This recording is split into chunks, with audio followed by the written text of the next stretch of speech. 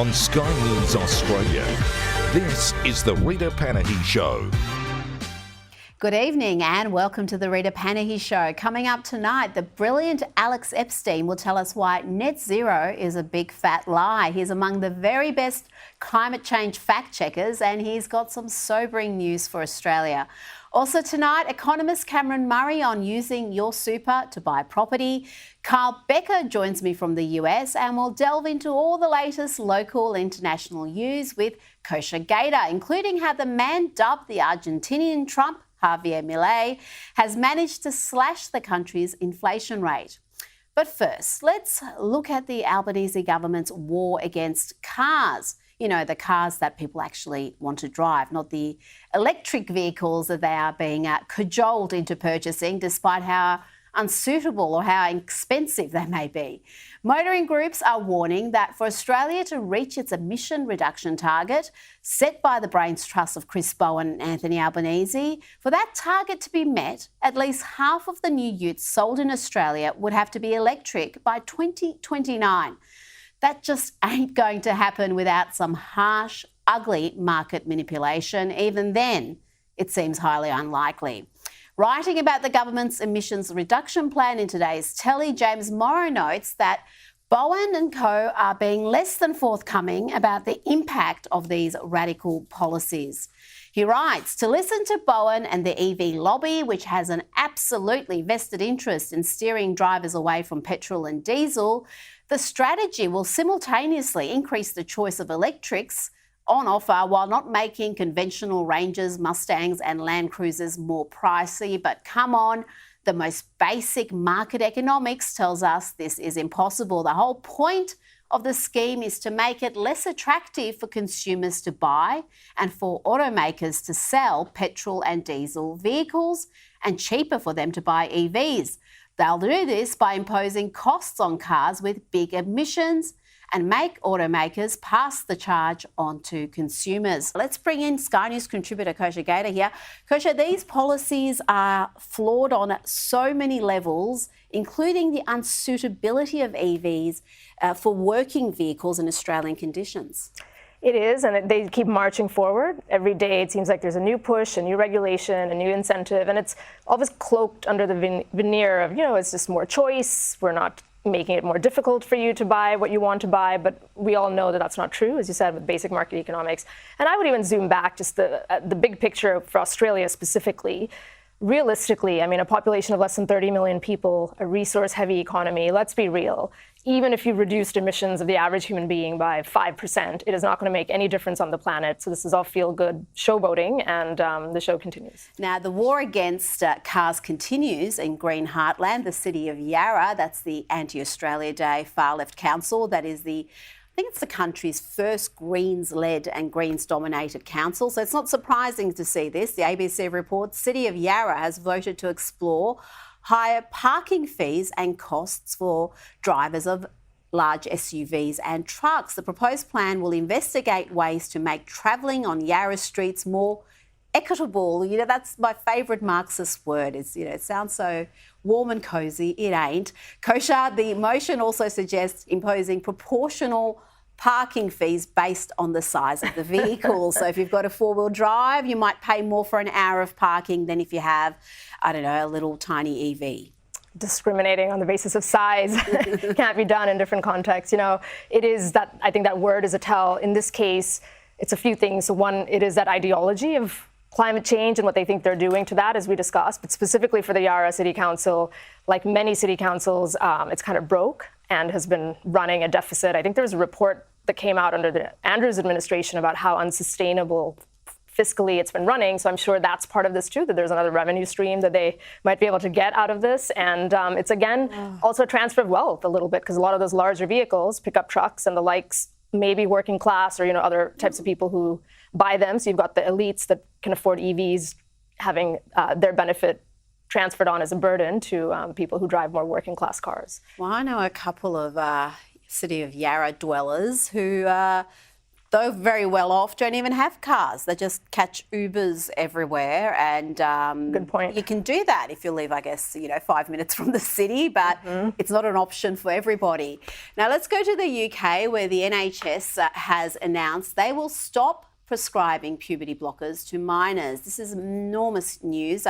This is after a review found there was not enough evidence that the treatment was safe or effective. It's a major win in the fight against transgender medicine dogma that sees thousands of vulnerable children irreversibly damaged every year. But Kosha, Aussie kids are still at risk. They can still access puberty blockers because Australia has yet to undergo the same critical evidence-based review of the practice as Europe has and much of North America. And we've adopted this gender-affirming care dogma uncritically in this country. And we are increasingly an outlier because we have seen parts of North America review these practices. Some have banned it. We've seen Scandinavia lead the way in many ways. The UK, Australia, we're not even looking at what's happening. We're not even assessing whether these practices are harmful. So true. Scandinavia has been ahead of the curve. This is huge news from the UK. Some states in the US are doing it. Some are still awful, as you mentioned. I think, again, for whatever reason in this space, Australia is behind the curve. I think for me, it also reminds me of the way Australian leaders conducted themselves during COVID as well. And there's just so much of this blind trust in the medical establishment, quote unquote, that for some reason is lockstep over here. But hopefully, as we see other countries peel this back, it might trickle down and have an effect here. I don't think we'll see. It would be great if we did, but some accountability. So it's great that they're reversing in the UK, and hopefully they will here as well. But there's no accountability of people that were pushing it before. I don't think we'll ever see that, but at least the trend is moving in the right direction. Now, former CIA Director John Brennan, that's the man who spied on Trump during the 2016 campaign. He was an enthusiastic participant in pushing the Russian collusion hoax, and he even lied about Hunter Biden's laptop during the 2020 campaign, claiming falsely it was Russian disinformation. Well, somehow he's not in jail, but he's on MSNBC saying his colleagues still working in the intelligence community will likely withhold information from Donald Trump once he formally becomes the Republican nominee. This traditionally is provided to the candidates for president. I'm pretty certain that my former intelligence colleagues will provide briefings that are not going to do any type of damage to sources and methods in terms of providing information to Donald Trump that he could misuse. But they will provide analytic overviews and briefings about some of the world's hotspots. Letting Donald Trump know what the assessments are at this point. So I think it's going to be analysis that will be devoid of the sources and methods, the sensitive things that we are most concerned about, the types of things that were in all those documents that he had in the bathroom and other areas in Mar-a-Lago. But I do think it makes sense. Now, it's a question about whether or not Donald Trump will accept the briefings. And I'm sure that if he does accept them, he probably will disparage them, as he has disparaged U.S. intelligence officers as well as U.S. intelligence itself for so long, over so many years. What sensible person doesn't disparage the so-called American intelligence community, the spies who lie? And as you can see, Brennan, he's right in the middle there. He's a repeat offender, Kosha. This seems astonishing to me that you could have this conspiracy amongst intelligence community to withhold information from a presidential candidate. Like we just talked about with the previous topic, the lack of accountability in leadership, whether it's healthcare there or the intel community here, I think that's a running theme. This is why trust in these institutions is at an all-time low, including in the intel community. So even if he continues along that line, that he's not on the winning side of it in terms of broader trust in the issue. And it's also quite telling, I think, that what they're accusing Trump of, subverting democracy, destroying norms, this is basically that. As he said, that the traditional norm is that the leader, the presumptive, or the leader of either major party is entitled to getting these intelligence briefings. It's a longstanding tradition so that they're kind of ready to hit the ground running if they were to be elected. And that is a longstanding norm, but, unelected bureaucrats can decide when the norms make sense and when they don't. Well said. It's so much of what they claim is pure projection. They're doing precisely what they accuse their opponents of doing. Now, let's go to this Kate photo scandal. I can't believe we're talking about this, I think, for a third day now. But CNN has announced they will review all photos from the Princess of Wales after she admitted to experimenting with editing with her Mother's Day photo of her and her 3 children. A lot of people are accepting that explanation, Kosha. I've got to say, I said it yesterday, I don't buy it. I don't buy that Kate is the one who's responsible for these fake elements in this photo. I think she's been made to take the blame for someone else's mistake, although you would think the palace is, I don't know, media savvy enough to handle this a little bit better. This is a massive own goal. There is a theory online gathering steam. We brought it to you first last night, and it's now being reported widely that the photo that we saw is actually using an image from Kate from a Vogue cover shoot in 2016. That would be wild if that's true. I'm not sure if I believe that, Kosha, but I do believe Kate has taken the blame. I don't know who manipulated this photo. I don't know if they can actually release the real photo and tell us there's nothing more to this. It was just fixing up a couple of little things, because this has given birth to even sensible people coming up with all sorts of conspiracy theories about her absence, her health, why we're being presented with fake photos. So true. It doesn't add up. All those things you mentioned don't add up. And whoever manipulated the photo, it was an unforced error. It would have been, obviously there was a void, or there's this demand from the public to know what's going on with her health. They felt the need to do something. It was Mother's Day. Somebody should have caught this. I also don't understand why, it doesn't add up to me, why she would have been made the fall guy in this. Like, why not name some unnamed photo editor from the palace? One of her assistants, unnamed. They do that all the time. So, like, why make her take the blame? That doesn't add up to me either. And just on the CNN thing that you mentioned, that's fine if they want to blow that out of proportion a little bit, but I would say that they have bigger issues. They've gotten a lot of reporting wrong. They settled with Nick Sandman and other cases in recent memory. Clean up that reporting before going after looking at all of the Princess of Wales' photos from the past. Can you just see all the resources, people with a magnifying glass trying to figure out why the picture isn't looking as they expect? Now, of course, the internet has gone wild, manipulating the photo further for a few laughs. Many of these I can't show you, but here are a couple of the wholesome examples. I like this one. It's obviously a cat person has manipulated this image, and I think the North Melbourne Football Club will be happy with this one, which is also doing the rounds. Now, Harry and Meghan think they would never have made such an embarrassing mistake, because Meghan has a keen eye and freakish attention to detail. This is according to a close source. The source also says the couple would have been annihilated if they had secretly photoshopped images of themselves and their families. But hello, short memories. The Sun reveals this photo of the Sussexes announcing their pregnancy was heavily doctored. That tree, Kosha, wasn't even there. They photoshopped that tree into that photo afterwards. So it's interesting, though, isn't it, that no one really made a fuss about that. But with this, possibly because Kate hasn't been seen for months, it is a big issue. Yep. I think that's part of it. Some nerdy people are describing the difference between the foreground and the subject of the photo and the background, and the trees, the background. So that isn't as terrible as the front, and like all sorts of people in the camps who are fighting, pitting the Sussexes against the Cambridges are having a field day with this. But again, it was an unforced error. I don't know why it happened, and hopefully it'll run its course, and we'll have more important things to focus on soon. Well, this is more important. After decades of communism and Peronism in Argentina, the new government has just made some incredible ground. Javier Milei has slashed inflation and delivered the first monthly budget surplus in 12 years. He's called the Argentinian Trump, and he's managed to slow the world's highest inflation rate from 25.5% in December. That's just the monthly rate. He slashed it almost half to 13.2% in February. He's halved the value of the peso. He's made sweeping cuts to state spending and also streamlined welfare programs. It's early days, Kosha. We shouldn't get too excited. But how is Milei making such a dramatic impact so quickly? Such a fascinating story. His whole election and then what he's done. I think it's 100 days in office. In that time, I think, the overarching issue here is he's racing against time. Like, the situation in Argentina is so dire that he is running against the clock, and that gives him license to really do drastic things that, frankly, other countries would benefit from, but it's not so bad yet, so nobody does it. So he has slashed, I think, 300 jobs in the federal government. He fired one person on the air, on TV, because he's also a master of media, so he knows how to make things travel.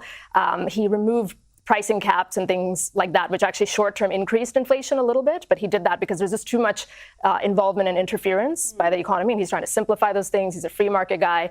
He did devalue the peso by 50%, which again initially had some negative blowback, but he had the courage to do it. And the reason, his theory for that is it'll make exports more affordable from Argentina, which will bring revenue in. So he's got a whole economic policy. He's fearlessly executing it. And I think the world is watching with fascination and learnings that we can take. Kosha Gada, thank you so much for your time this evening. Pleasure. The superannuation lobby is arguing that Melbourne house prices could jump another $70,000 if home buyers are allowed to dip into their super to afford a deposit. The Super Members Council says the coalition's proposed super home buyer scheme, which would allow home buyers to take as much as $50,000 from their super fund savings to buy their first home, would increase demand, raise prices and exacerbate the housing crisis even further. For analysis, let's bring in Dr. Cameron Murray, Chief Economist at Fresh Economic Thinking and a property market expert. Cameron, why can't we use our own money to get into the property market sooner? This seems to be counterintuitive on so many levels. Yeah, it's a bit of a puzzle, Rita, because people can use their super to buy homes for other people. It's very, very common for self-managed funds to buy investment property, and it's very common for super funds to invest in build-to-rent projects. And so you can actually rent a home from your super fund as long as it's in a build-to-rent project, which is a bizarre situation when we know that owning your own home is actually the best asset to have in retirement. So I do find it a little bit of a strange situation. Oh, absolutely. And the sooner you get into the market, typically the better, because prices seem to, in parts of Australia, double every 10 years. This self-serving analysis we're getting from the Super Members Council saying prices are going to soar by 70% if home buyers could access their own super. Do you accept that conclusion? I mean, you can understand that it would add further demand to the market, which could increase prices? Yeah, what I said online when that came out was it just doesn't pass the sniff test. We know, for example, that a first home buyer's grant, which is a cash gift to first home buyers, can increase prices by the amount of that grant, because that's free money if you buy a home. But using your super isn't free money for buying a home. It comes at a cost of earning the return, sitting in your super account, and delaying your purchase till next year. So you don't have to rush in and buy your home because you're allowed to use super.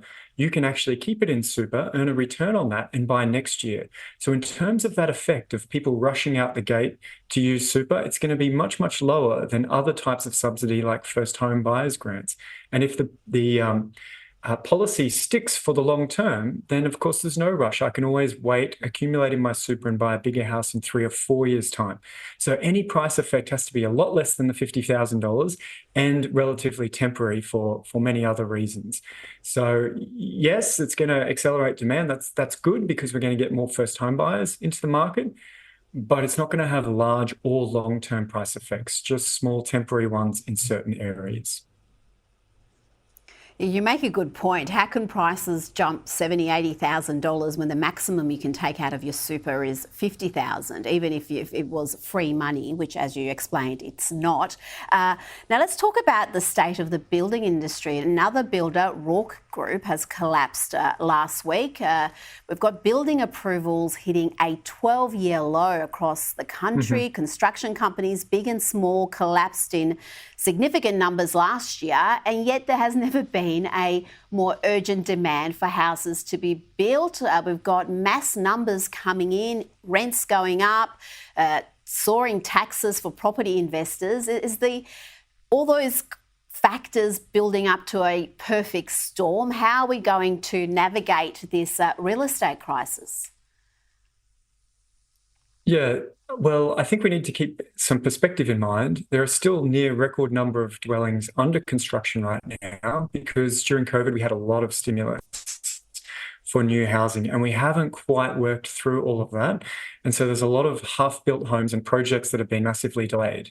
And these bankruptcies of construction companies are part of that delay, but they will be worked through over time. It's just a little bit of an unusual period where we have essentially opened the floodgates to migration at a time when the building industry is having this massive post-COVID adjustment and struggling to get the current batch of homes completed. So I don't think it will persist for too long. I think if we look ahead a couple of years, we'll see migration falling and building approvals bouncing off these lows again.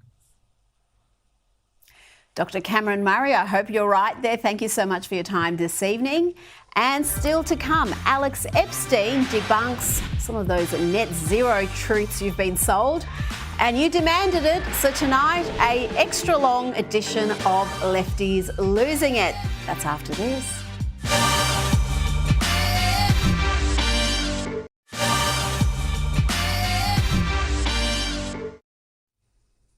Welcome back. Now it's time for Lefties Losing It.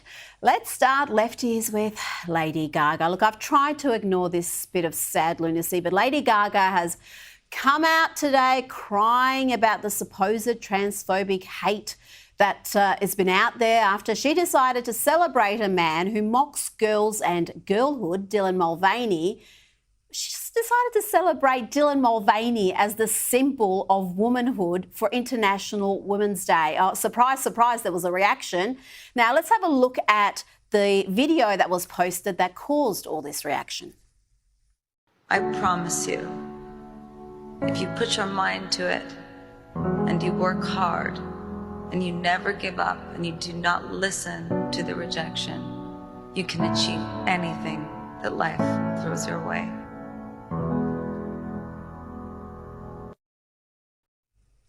The reason you were mocked, Lady Gaga, is because of all the amazing women in the world. You chose to celebrate the attention-seeking dude who mocks womanhood, or girlhood as he calls it. Remember this? Day 66, being a girl, and today I'm in nature. Trees, I love them. Water, lakes, I love them. Heels, they're my hiking heels. I love them. Okay, come on. Meadows, love them.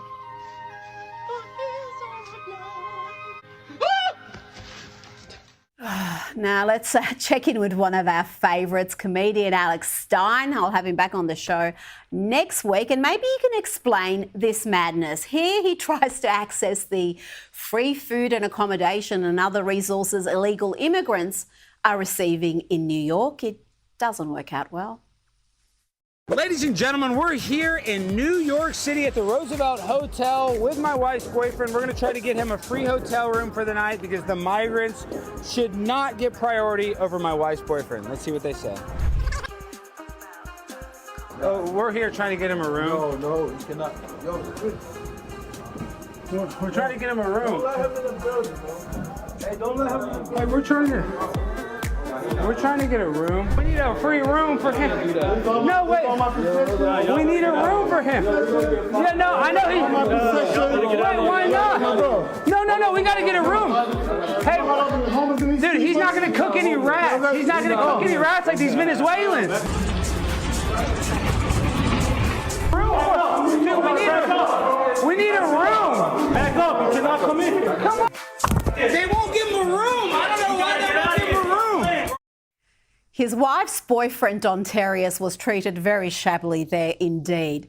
Now, let's have a lesson in plural identifying folk. Apparently, if you are not on board with people deliberately mangling the English language and identifying as a plural, then you're just a white supremacist. Stop assuming folk who use a plural form of address live with DID or is a system. It is colonialism. There are plenty of indigenous folk and spiritual identities where plural forms of address is the norm, and these forms of address existed prior to colonialism. It is also not okay to ask plural people why they are plural. It's none of your business. Just use the correct form of address. Oh dear, the delusion is strong with that one. The notion that other cultures are receptive to people identifying as neither male or female is frankly so spectacularly ignorant that only a lefty losing it would claim such a thing. Try travelling, lady, and you'll soon see no other parts of the world have any tolerance for this plural tomfoolery. Now, on Lefties Losing It, we have featured many Californian towns that are in utter decay, crime-riddled, dirty, dysfunctional, and Oakland has featured more than once. Remember this dude, Tyler Mims, stealing around $50,000 worth of merchandise from an Apple store and then walking right past a cop car without any fear.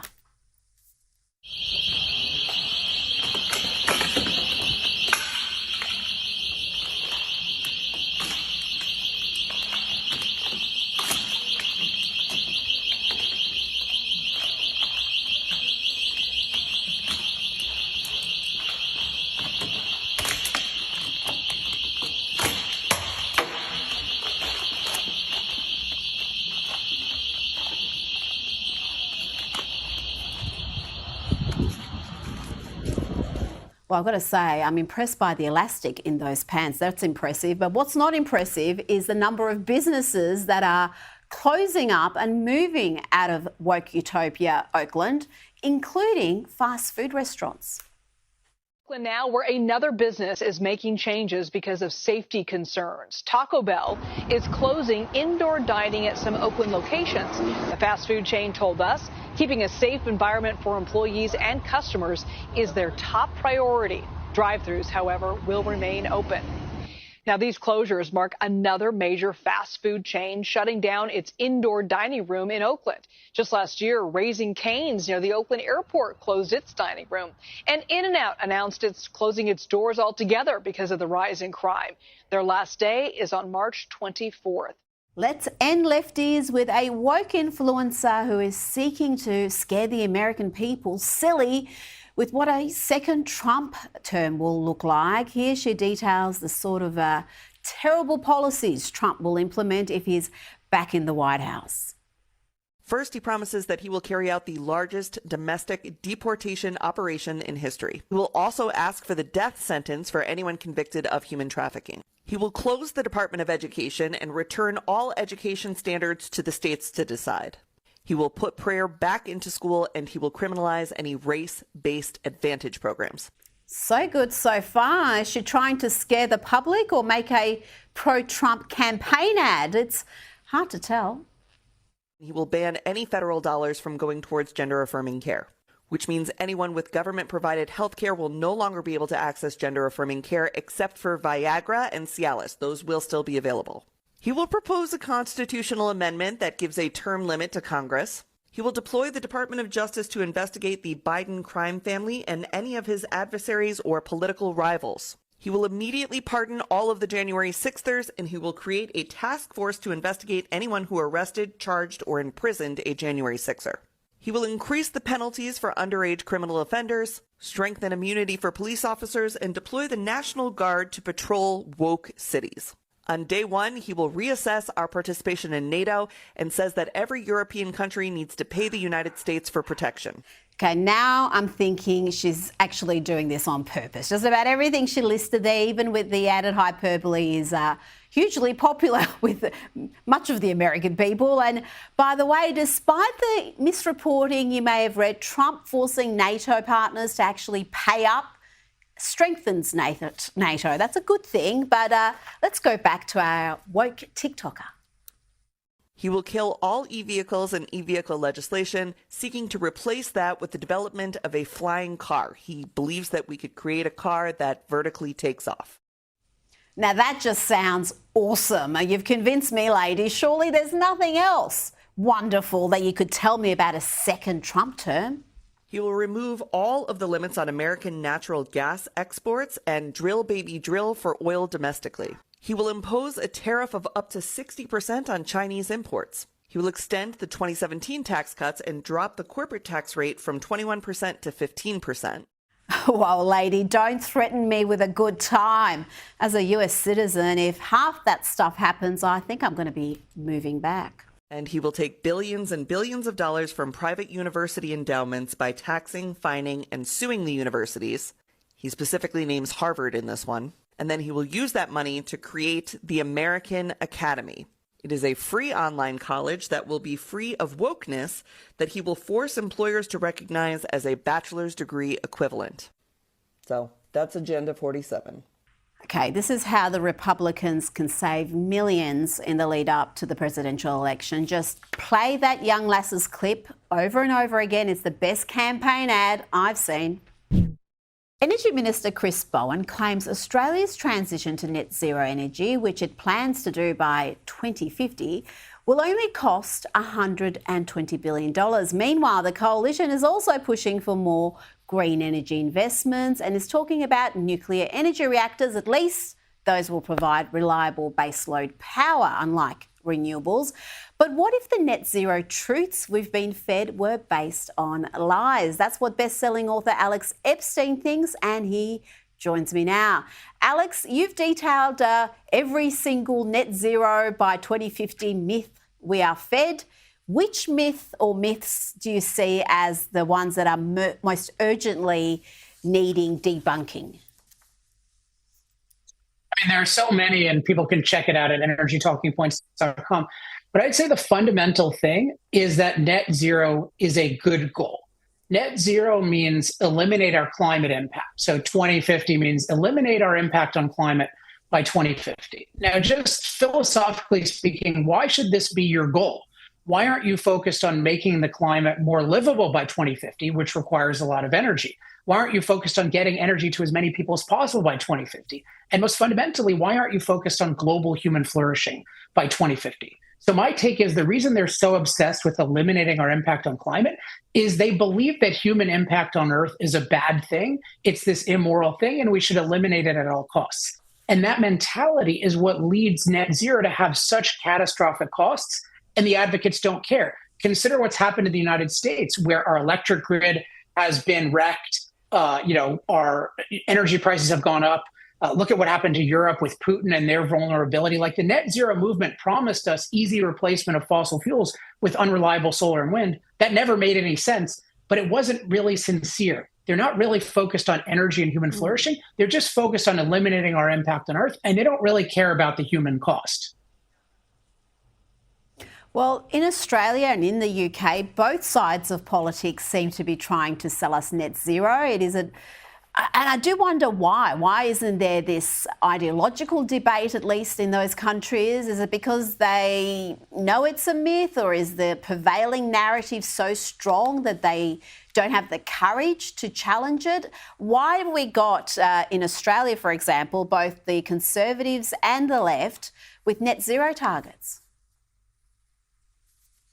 It's a good question, and I think it's probably more the second. I mean, there is this, I think of net zero as it's both the most destructive idea in the world today, because if you actually did it, it would be the most destructive thing ever to happen to humanity in terms of lives lost, lives shortened, and poverty induced. And so there's that aspect of it. And yet it's the most popular political idea in the world today. And the whole kind of premise of it is that we should just look at the negative side effects of fossil fuels, and that fossil fuels have no unique benefits. I think you said Bowen said it'll cost $120 billion to totally replace fossil fuels by 2050. Where on earth has he gotten this idea from? I mean, the world has spent $4 trillion subsidizing unreliable solar and wind, barely made a dent in fossil fuel use, caused a global energy crisis. So it's important. No nation in the world has come close to doing net zero, and every nation that moves in that direction suffers massive negative economic, including energy, consequences. So why is the whole world buying into something that no one can actually do? And just small moves in that direction lead to failure and suffering. Well, it's clear by their behaviour, the behaviour of these politicians, that many of them don't actually believe the catastrophist scaremongering they are feeding the public. Not when you look at the way they buy waterfront homes. Or yesterday we learnt in Australia here that the Greens leader had even chartered a couple of private plane trips. So it's the actions and their preaching do not match up. Now, climate catastrophists are claiming 2023 was the world's hottest year on record by far, with top scientists arguing we will see more records broken and more extreme weather events grow until emissions go to zero. Last week, I spoke to a leading geologist, Professor Ian Plimer. He kind of laughed at that suggestion. But you're a numbers man. Tell me why you say these claims are not accurate. let's start with the fact that the Earth is too cold for most people. So the number of deaths from cold far exceed the number of deaths from heat in the world. Notice that this is based on the idea that any human impact on climate must be bad. So what they're saying is, yeah, it's the warmest year on record. Well, we have very limited records, and we've had a slow warming trend for the last 200 or so years. And some of that is influenced by humans, but some of it preceded humans. So we've gone from an Earth that was colder, that was pretty cold, to that's less cold, but more people still die of cold than of heat. And the fossil fuels that have driven the small amount of warming have made us prosperous beyond belief and have made us safer than ever from climate-related disasters, as evidenced by the fact that climate-related disaster deaths are down 98% over the last century. So what's the problem? If you look at this from a human perspective, the world is a better place than ever. And by the way, last year was an El Nino year. So of course that's going to be a warmer year. And of course they're going to catastrophize, but actually the world and the climate are better off than ever because we have so much energy. And if you get rid of our energy, we're going to go back to a terrible world and a world that cannot support 8 billion people without much energy. Now, before you go, many say that Australia is uniquely vulnerable to the impact of net zero policies because though we sit on the world's biggest reserves of uranium, we have a nuclear ban in place here. So we cannot rely on cheap, reliable baseload power that nuclear can provide. What would energy security be like in this country, Alex, if we continue down the renewables path without nuclear energy, if we keep closing coal plants and banning gas exploration? I mean, I'm just trying to communicate how bad this is. So maybe an example that would be useful is agriculture. I think everyone agrees that food is very important to human life. So agriculture has two basic requirements to feed 8 billion people, including all of the people in Australia. You need really good concentrated fuel for agricultural equipment so that we can mass produce agriculture without everyone being involved in farming. And that today there's nothing close to diesel fuel, which is based on oil. And then we need global fertilizer, and we have no near-term substitute for natural gas. So you're talking about destroying the basis of food. I mean, and then even if you could replace fossil fuels for electricity, that doesn't solve the agriculture problem. And then for electricity, solar and wind, it's really simple. They're not reliable. And if they're not reliable, they can go to near zero at any given time, which means you need near 100% backup or life support. What happens if you're shutting down fossil fuels and nuclear? You don't have the life support, and so you have an unreliable grid. Alex Epstein, thank you so much for your time this evening. And don't go anywhere. Still to come, the disgraceful behaviour of an ABC anchor who sought to shame a rape victim for her support of Donald Trump. And we'll take a look at how Special Counsel Robert Hur was grilled today.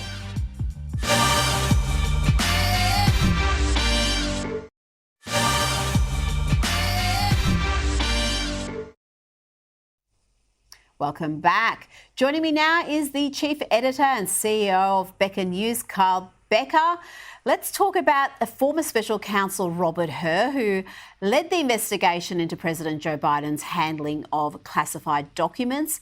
He testified before the House Judiciary Committee today to defend himself against allegations he acted in a partisan manner. We've had Hillary Clinton, Joe Biden, Donald Trump all being accused of mishandling classified documents, but only one is being prosecuted, Donald Trump, the only one who had the power to declassify documents out of those three. Let's look at some of today's testimony. February 8th, the White House question, Mr. President, why did you share classified information with your ghostwriter? The President, I did not share classified information. I did not share it. I guarantee I did not. That's not true, is it, Mr. Hur? That is inconsistent with the findings based on the evidence in my report. Yes, it's a lie. It's just what regular people would say, right? Yeah, all right. So the next one. And all the stuff that was in my home was in filing cabinets that were either locked or able to be locked. That wasn't true either, was it?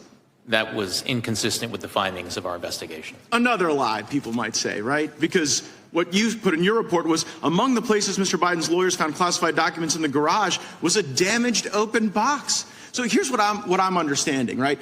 As Mr. Armstrong laid out, you find in your report that the elements of a federal criminal violation are met, but then you apply this senile cooperator theory. Kyle, tell us about this senile cooperator theory. How can it be determined that Biden is not cognitively fit to stand trial, but he can run the world's most powerful country? Well, hi, Rita.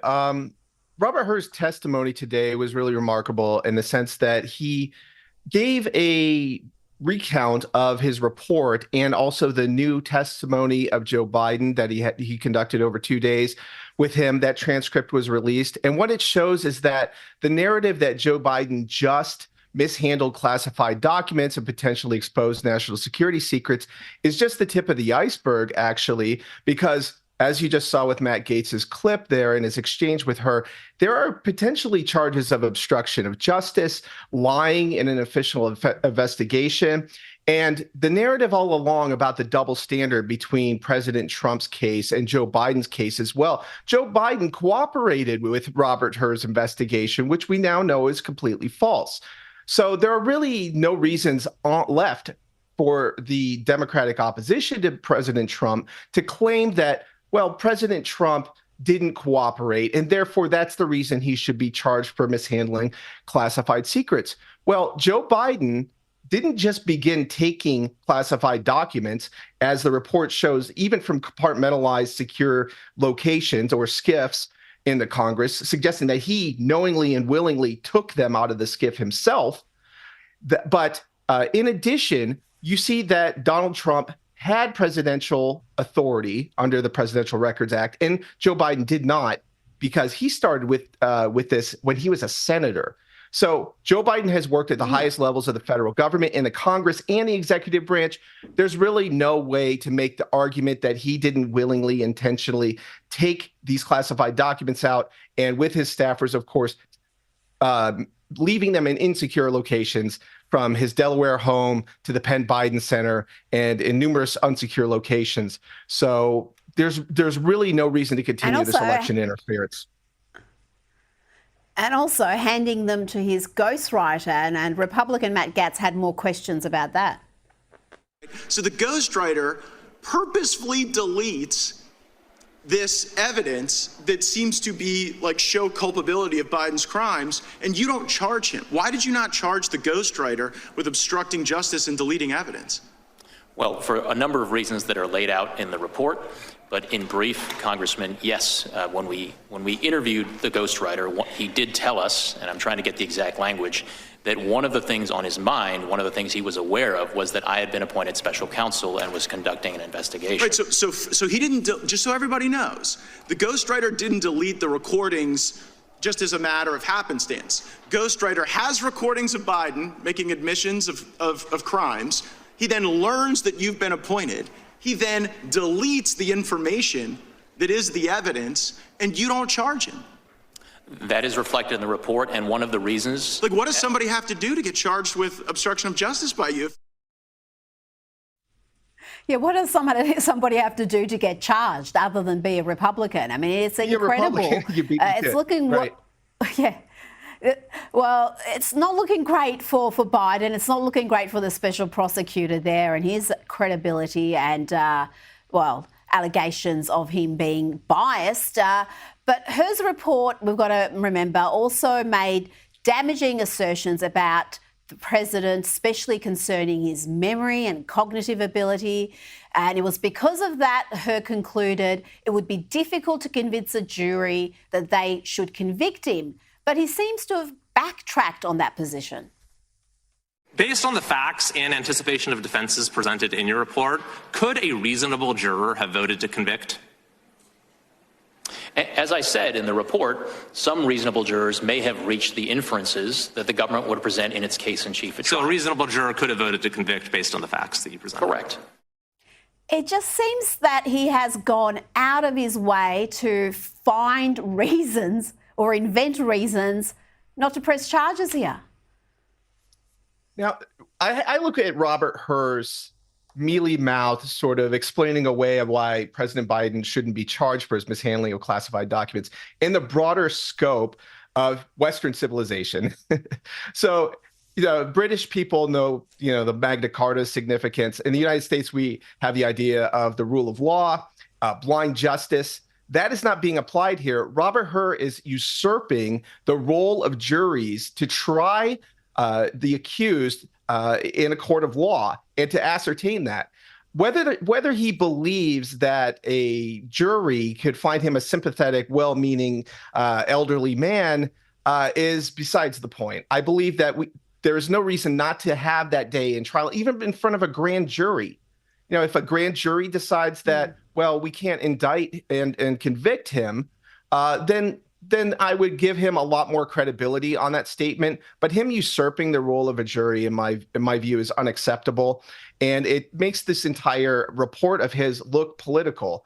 I know that people on both sides aren't happy because of the damning transcript of Biden appearing to be cognitively deficit. Biden lied about her saying that he brought up his son's death. That is not what the transcript shows. True. He did not remember the year that his son died. He did not remember the years that he was vice president under Barack Obama.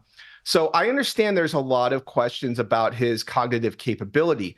But then President Biden goes out at the same hand, and as Gates pointed out during the hearing, he has this sort of crafty explaining away of everything, lying shamelessly, just knowing that the corporate media in the United States on the whole, and for the most part, will protect him from scrutiny.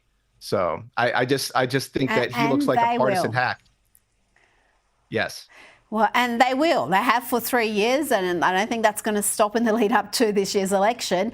Now, I want to talk about this. This is absolutely shameful. Watch here as the ABC's George Stephanopoulos uses lies and shame tactics to try to bully a rape victim here, Nancy Mace, and embarrass her on air for backing Donald Trump, who, by the way, is leading in the polls. The attitude here from some of the media is astonishing. Watch this exchange. And you've endorsed Donald Trump for president. Judges and 2 separate juries have found him liable for rape and for defaming the victim of that rape. How do you square your endorsement of Donald Trump with the testimony we just saw? Well, I will tell you, I was raped at the age of 16. And any rape victim will tell you, I've lived for 30 years with an incredible amount of shame over being raped. I didn't come forward because of that judgment and shame that I felt. And it's a shame that you will never feel, George. And I'm not going to sit here on your show and be asked a question meant to shame me about another potential rape victim. I'm not gonna do that. It's actually not about shaming you. It's a question about Donald Trump. No, you are shaming me. You've endorsed Donald Trump for president. Right. Donald Trump has been found liable for rape by a jury. Donald Trump has been found liable for defaming the victim of that rape by a jury. It's been affirmed by a judge. It was not a criminal court case, number one. Number two, I live with shame.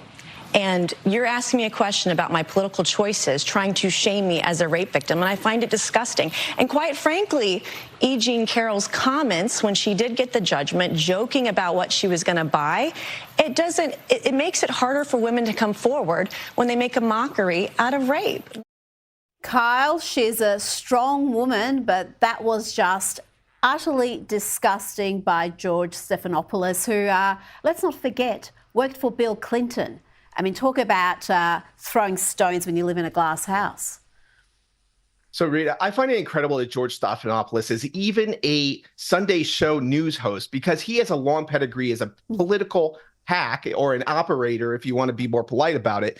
And then you were right. Under the Clinton administration, they did this movie called The War Room in the early 90s, a documentary of it. And George Stephanopoulos and James Carville attacked every female accuser that came forward against Bill Clinton at the behest of Hillary Clinton, mind you.